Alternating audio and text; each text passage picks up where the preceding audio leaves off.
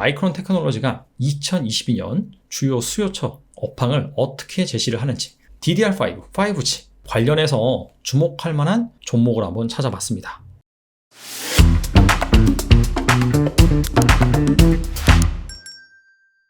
(20일) 현지 시각 기준 마이크론 테크놀로지가 장 마감 후 실적을 발표했습니다. 본장에서는 1%가량 하락을 했는데 시간 외에서는 무려 7%가량 상승을 했어요. 자, 실적이 어떻게 나왔냐? 일단 매출액, 그 다음에 EPS, 주당 순이익이죠. 모두 컨센서스를 소폭 상회를 했습니다.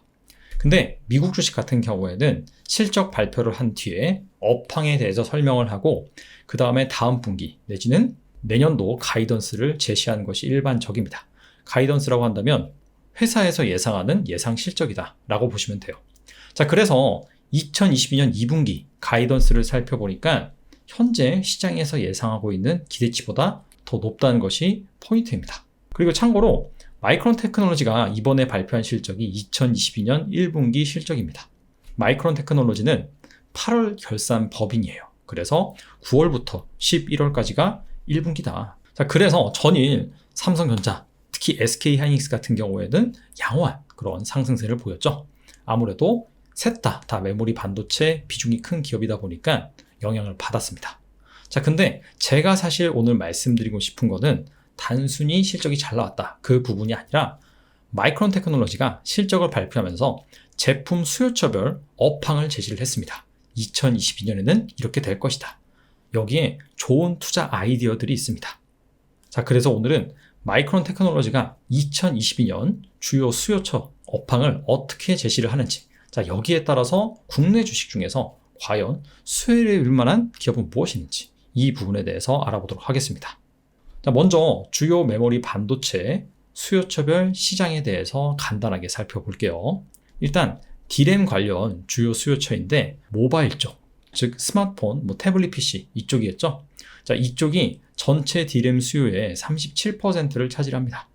그 다음이 서버예요. 서버가 모바일과 거의 비슷합니다. 35%.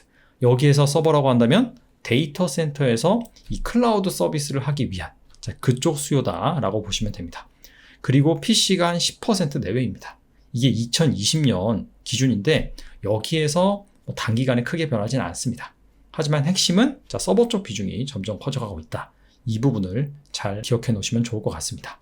자, 그렇다면 3대 주요 메모리 반도체 시장, 모바일, 서버, PC 쪽 업황에 대해서 살펴보도록 하겠습니다. 먼저 PC, 시스템 반도체 부품 공급 차질이 예상이 된다. 사실 자동차 같은 경우에도 요즘 신차가 잘 안 나오죠. 그러다 보니까 중고차 가격이 천정부지로 치솟고 있는데 그게 바로 이 차량용 반도체 쇼티지 이슈. PC도 마찬가지라는 거죠. 결론은 2022년 PC 판매량은 올해와 유사할 것으로 추정이 된다. 즉 물량적인, 양적인 성장은 없을 것이다. 그렇게 얘기를 하고 있죠. 하지만 질적인 부분에서 성장이 기대가 되는데 PC양 DDR5 전환 수혜가 기대가 된다. 자, DDR5는 D램의 새로운 모델명입니다. 그 전까지는 DDR4가 사용이 됐었어요. 이런 거죠. 자동차도 3년에서 5년을 간격으로 해서 풀체인지 모델이 나옵니다. 풀체인지 모델이 나오면 디자인도 세련되시고 성능도 훨씬 좋아지죠. 자, 마찬가지입니다. D램 역시 DDR4에서 DDR5로 풀체인지가 되면서 성능이 더 좋아지는 그러한 메모리 반도체가 출시가 된다라고 보시면 됩니다. 자, 그래서 이와 관련돼서 수혜를 볼 만한 그런 주식들을 살펴볼 필요가 있고요. 두 번째는 모바일입니다. 모바일 같은 경우에도 사실 양적 성장은 끝났습니다. 자, 근데 고성능, 그러한 스마트폰의 비중이 확대될 것으로 예상이 되는데 대표적인 것이 바로 5G 스마트폰입니다. 올해 같은 경우에는 약 5억대 정도 출하될 것으로 예상이 되는데 내년에는 7억대, 출하량이 무려 40%가량 증가할 것으로 예상이 됩니다. 4G에서 5G 넘어가면서 주요 메모리 반도체 같은 경우에는 D램이 1.5배, 낸드 플래시는 2배 정도 더 많이 채용이 된다고 합니다. 자, 그래서 이와 관련된 주식들 살펴볼 필요가 있고요. 마지막으로는 데이터 센터입니다. IT 업체들이 투자를 재개한다. 이 부분이 포인트라고 볼 수 있고 하드디스크 드라이브에서 SSD, 솔리드 스테이트 드라이브로 전환이 이루어지고 있다. 이 부분은 지속적으로 과거부터 이루어지고 있는 변화다라고 보시면 되고요. 이에 따라서 2022년 낸드 플래시, 이 데이터 센터양 쪽 같은 경우에는 큰 폭으로 수요가 증가할 것으로 전망이 된다. 자, 이렇게 결론을 내볼 수가 있습니다. 그래서 정리를 하면 일단 DDR5 이쪽 관련 밸류 체인 살펴볼 필요가 있고요. 그 다음에 5G 스마트폰, 그리고 추가적으로 메모리 반도체 중에선 이 낸드와 관련된 밸류 체인에 주목해 볼 필요가 있다. 자, 근데 낸드와 관련된 밸류 체인이다 라고 한다면 사실상 삼성전자, SK하이닉스 두 기업이 대표적이라고 볼 수가 있습니다. 물론 뭐 낸드 플래시와 관련된 장비 그런 것도 있지만은 사실 이 장비 수요 같은 경우에는 아무래도 이 제조업체의 투자 계획에 따라서 영향을 받기 때문에 삼성전자나 SK하이닉스의 투자 계획에 대해서 살펴보는 것이 맞다라고 생각을 하고요.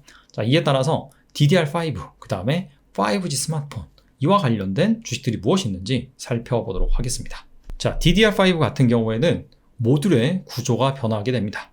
D램 모듈 안에는 전력 반도체, 온도 센서, 데이터 버퍼, 칩 등 반도체가 대거 탑재가 됩니다. 근데 이러한 부분들의 변화가 생긴다는 것이거든요. 자, 그렇기 때문에 패키지 부품 이쪽이 업그레이드 될 가능성이 높습니다.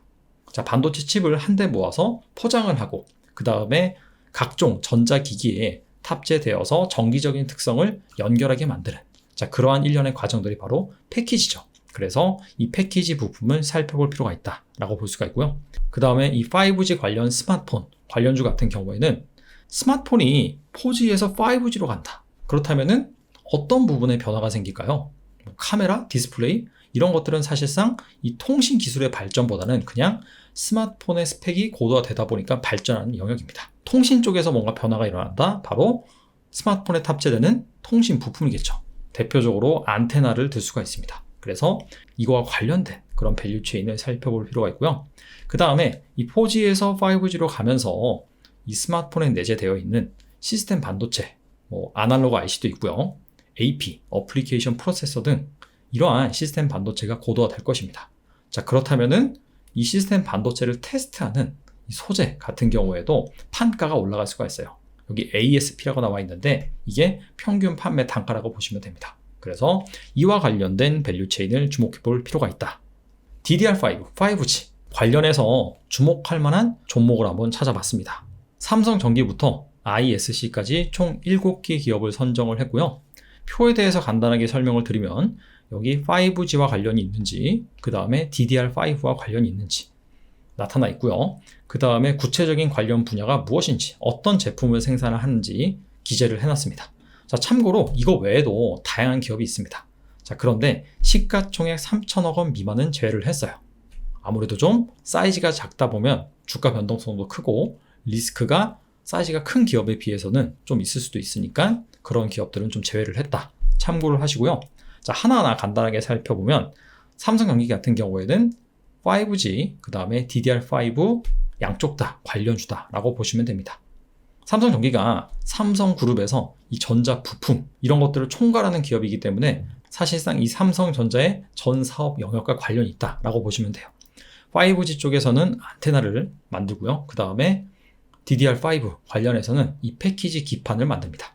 가로 열고 SIP라고 나와 있는데 이거는 패키지의 한 기술 종류라고 보시면 됩니다. 시스템 인 패키지라고 보시면 돼요. 그리고 이 패키지 기판을 만드는 기업들 다양하게 나와 있는데 크게 두 가지로 구분할 수가 있어요. 삼성전기처럼 SIP, 그 다음에 FC, BGA. 근데 이거는 패키지의 종류다라고 보시면 되고 이게 구체적으로 어떤 구조를 가지고 무엇이 좋고 이런 것들을 일일이 나열을 하기 위해서는 영상의 길이가 10분 더 길어집니다. 그래서 여기에서는 생략을 하고요. 자, 중요한 거는 뭐냐면은 SIP, FC, BGA 자, 둘 다 고부가가치 패키지 기술이다 라고 보시면 되고 그 중에서 SIP가 더 부가가치가 높다 라고 생각을 하시면 되겠습니다. 자, 두 번째 리노공업 살펴보겠습니다. 리노공업은 시스템 반도체 테스트 소켓을 만드는 기업입니다. 리노공업은 증권가에서 대표적으로 이 5G 관련주다 라고 인식이 되고 있는데요. 앞서서 이 5G 스마트폰에는 이에 걸맞는 다양한 시스템 반도체가 들어간다고 했습니다. 그렇기 때문에 이러한 시스템 반도체를 테스트한 소켓 역시 필수적이고 단가가 오를 수 있다. 자, 그렇게 보시면 될 것 같고요. 심텍 같은 경우에는 패키지 기판을 만듭니다. 삼성전기와 마찬가지로 시스템 인 패키지 관련 기판을 제조를 하고요. 대덕전자는 이 5G 그 다음에 DDR5 양쪽 다 관련이 있는 주식입니다. 패키지 기판 쪽에서는 FCBGA, 플립칩 볼그레이드 어레이라고 보시면 돼요. 자, 이쪽 기판을 만들고 5G 안테나, 자, 이쪽도 추진을 하고 있습니다. 해성 DS 같은 경우에는 패키지 기판, 패키지 소재인 리드 프레임도 제조를 합니다. 리드 프레임 비중이 더 높아요. 코리아 서키트 같은 경우에는 마찬가지로 패키지 기판 제조를 하고 있고요. ISC 같은 경우에는 리노공업과 비슷한 기업이라고 보시면 돼요. 반도체 테스트 소켓을 만듭니다. 리노공업이 1등 기업이라고 한다면 ISC는 한 2등 기업이다. 근데 격차가 좀 상당히 크긴 큽니다. 리노공업은 원래부터 이 시스템 반도체만 전문적으로 이 테스트하는 소켓을 만드는 기업이고요. 그래서 매출처가 상당히 다변화되어 있습니다. 근데 ISC 같은 경우에는 메모리 쪽 테스트 소켓도 만들고 시스템 반도체 쪽 소켓도 만듭니다. 그리고 삼성전자 매출 비중이 좀 커요. 자, 그러다가 최근에 이 시스템 반도체 테스트 소켓 이쪽 비중을 계속해서 키워나가고 있는 상황입니다. 자, 그럼에도 불구하고 메모리 반도체 테스트 소켓도 만들기 때문에 자, DDR5 전환 수혜다라고 볼 수가 있습니다. 그리고 최근에 5G 안테나용 연성 동박 적층판 FCLL 양산에 돌입을 했습니다. FCLL이 FPCB의 소재라고 보시면 됩니다. 그동안에는 일본 기업이 독점하고 있는 분야였는데 ISC가 국산화에 성공을 해서 현재 양산에 돌입하고 있는 상황입니다. 이번에는 방금 살펴본 주식들 실적 전망에 대해서 살펴보도록 하겠습니다. 일단 시가총액 순으로 나열을 했고요. 영업이익, 매출액 2020년부터 2022년 예상 실적까지 나와 있습니다. 전반적으로는 다 실적이 증가하는 것으로 나와 있습니다. 아무래도 업황이 좋기 때문이겠죠. 이 중에서 특히나 이익 성장이 가파르게 진행되는 기업들이 있는데요. 바로 심텍, 대덕전자, 해성DS, 코리아 서키트, 즉 반도체 기판을 만드는 기업이다 라고 보시면 됩니다. 이런 기업들 같은 경우에는 2021년보다 2022년 이익 성장률이 거의 한 50%에서 70%에 달하는 그런 기업들이 좀 많습니다. 자, 공교롭게도 이 해성 DS를 제외하고 나머지 3개 기업 있죠. 이 기업들이 다 모두 올해 들어서 시설 투자를 공시를 했습니다. 자, 그만큼 수요가 빡빡하다, 대기 물량이 많다라고 볼 수가 있겠죠. 52주 고가 대비로는 사실 한 10% 내외 정도 하락한 상황입니다. 아무래도 업황이 좀 긍정적이다 보니까 주가가 다른 기업들에 비해서는 좀 견조했다라고 볼 수가 있습니다. 정리를 해보겠습니다. 자, 마이크론이 실적 발표를 하면서 주요 수요처별 업황에 대해서 제시를 했죠. 그래서 그 중에서 볼만한 그런 부분들이 바로 PC 쪽에서는 DDR5 전환, 그리고 모바일 쪽에서는 5G 스마트폰, 그리고 데이터 센터 쪽에서는 이 낸드 플래시 쪽이었습니다. 낸드 플래시 같은 경우에는 삼성전자, SK 하이닉스가 대표적인 수혜주다라고 볼 수가 있고요. 그 다음에 5G나 DDR5 같은 경우에는 방금 살펴본 주식들, 그런 주식들이 관련주다라고 볼 수가 있습니다. 근데 이게 2022년 전반적인 상황을 가지고 예측을 한 것이기 때문에 단기적인 접근보다는 아무래도 이 중장기적으로 여러분들이 보실 필요가 있고요. 그리고 메모리 반도체 기업이 마이크론뿐만 아니라 삼성전자, SK 하이닉스도 존재를 하죠. 특히나 앞에서 살펴본 주식들 같은 경우에는 마이크론보다는 당연히 삼성전자와 SK 하이닉스와 거래 비중이 더 큽니다. 그렇기 때문에 이 삼성전자와 SK 하이닉스가 실적을 발표를 하고 1월 초에서 중순이 되겠죠. 컨퍼런스 콜을 진행을 할 텐데, 자, 여기에서도 이와 비슷한 전망을 하는지 그 부분을 당연히 잘 체크를 해봐야 되고요. 향후 마이크론의 실적, 그 다음에 가이던스 역시 꾸준히 모니터링한 것이 중요합니다. 자, 다행인 것은 마이크론이 8월 결산 법인이라고 했잖아요. 삼성전자나 SK 하이닉스보다 1개월 정도 빨리 실적을 발표를 합니다. 그래서 이 마이크론의 실적 및 가이던스를 잘 참조를 하면은 모니터링을 할 수가 있습니다. 자, 오늘 말씀드린 그런 아이디어, 주식들 좋다고 했으니까 투자하면 되는 거 아니야?